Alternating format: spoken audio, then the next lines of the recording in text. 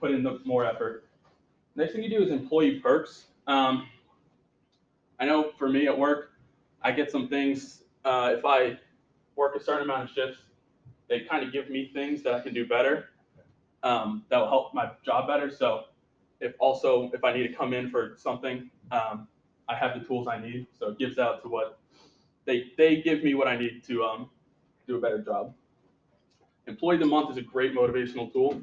Everybody likes to be put up on a pedestal in front of everybody and said, "Good job," get a pat on the back. This is some way that you make somebody feel special, even if it's for a month. You can do quarterly stuff like that. So some benefits of motivation are making the employee or somebody yourself feel like they've actually done something.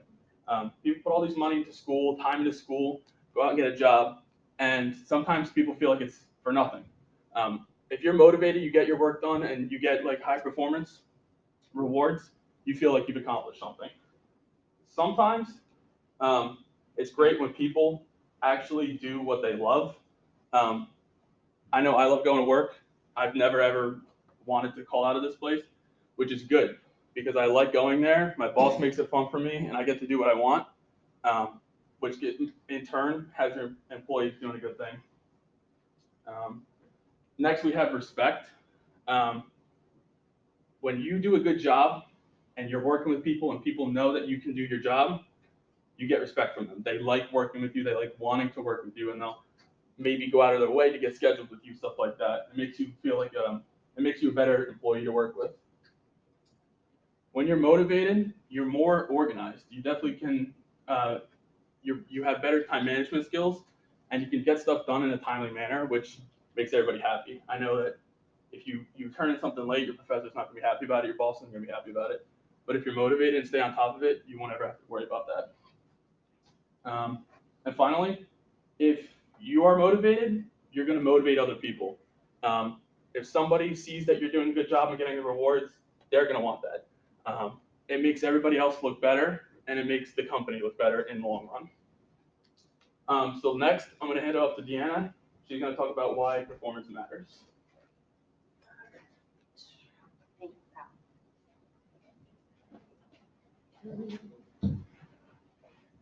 All right, guys, so now that we've been able to successfully define performance, we talked about the importance of setting goals to perform, we talked about measuring performance, and finally we talked about motivating our teams to perform. I want to talk about the real reason why my teammates and I are really here, and that is why performance matters.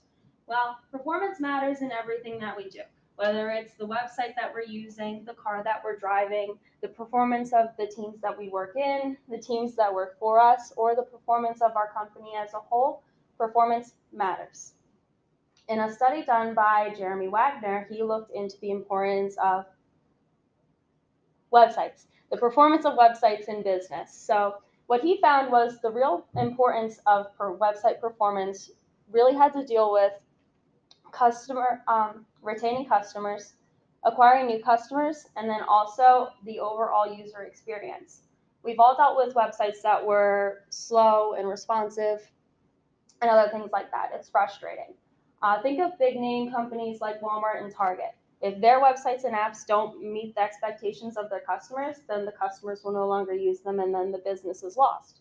So think about Rowan's user interface. Sometimes it can be frustrating and unproductive. So low performance leads to customers lost. AutoAnything was able to find that by cutting their load time in half, they were able to increase their sales by up to 13%. DoubleClick, Google's digital marketing platform, found that websites whose load time was 5 seconds make twice as many sales as websites whose load time was 15 seconds. Unoptimized code creates poor performance, and poor performance will eventually become abandoned and lead to unresponsiveness. So even after a website is loaded, a customer can have further issues navigating the page. And giving customers a poor overall experience will drive them to look for goods and services elsewhere. So now that we've looked at examples of why we don't want poor performance, I want to go deeper into the reasons why we don't want poor performance in a workplace. So poor performance will lead to diminished productivity, high turnover, and then finally creates unnecessary stress for management and employees. We've all heard of the phrase, one bad apple spoils the bunch. Well, Negative interactions with people have a greater impact than positive ones. Poor productivity has been linked to behaviors such as slacking, lack of respect, and also pessimistic attitudes. So having even one less productive person on your team will lower team performance by up to 40%. Also, if we don't deal with our lower performing employees, we risk losing our top performers. By seeing poor performance being tolerated, hard workers will look for companies that will appreciate their hard work. And lower performers are more likely to stay because they know that their performance is tolerated. So with poor performance, now management has an extra task to deal with to add to their daily routine, along with now putting in more effort to motivate these poor performers. They now have to take extra care in giving these poor performers less important tasks. So performance in general is really critical to the success of a business. Companies that focus on improving performance are more likely to achieve their goals by being more effective and efficient, and they're also able to get a more competitive advantage in the marketplace. So by continually improving performance, we keep a company as effective and efficient as possible. Business pressures to make profit are ever increasing, and organizations are now required to become more efficient and by executing better on business strategy and being more competitive. So with competitive advantage, it's so important in today's marketplace where buyers have so much power.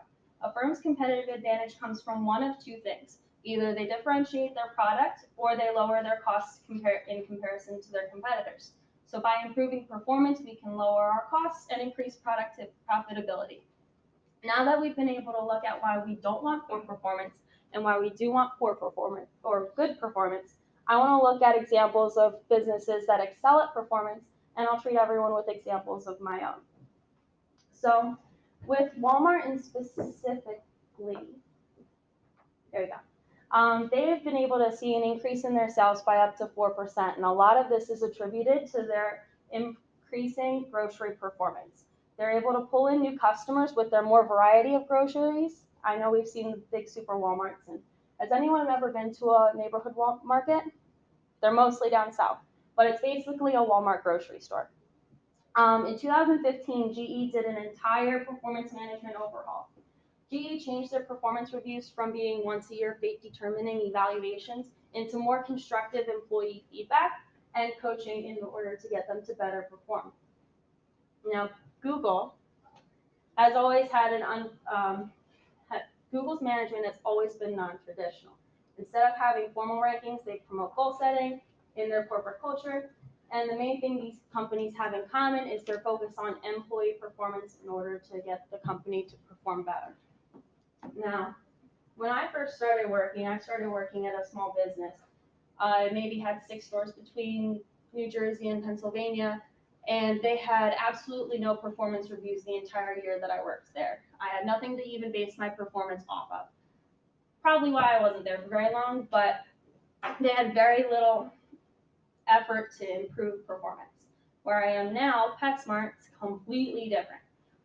They start their reviews 3 months after you work there, and they're every 6 months after, and they're very structured and very regular. So employees have a better idea of what's expected from them. So guys, now that we've been able to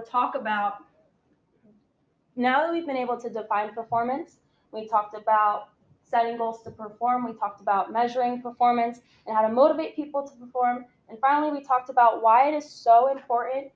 I believe that that's everything there is to say about performance. So, thank you. All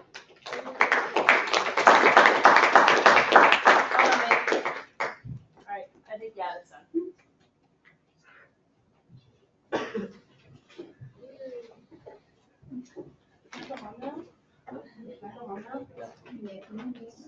It's so sunny out. I know.